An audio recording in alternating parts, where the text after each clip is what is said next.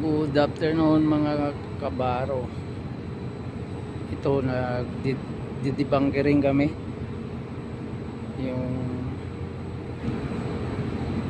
fuel na diniskarga namin galing Rotterdam. Itong barko namin ay container ship.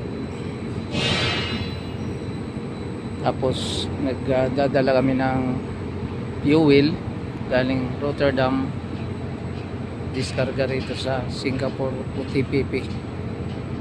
Yan ang trabaho nitong malalaking barko ng Mars. Yan.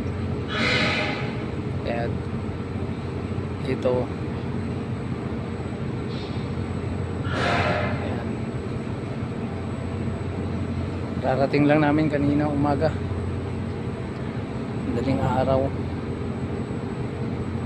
Mainit dito ngayon. Yan ang port ng Singapore. Yan.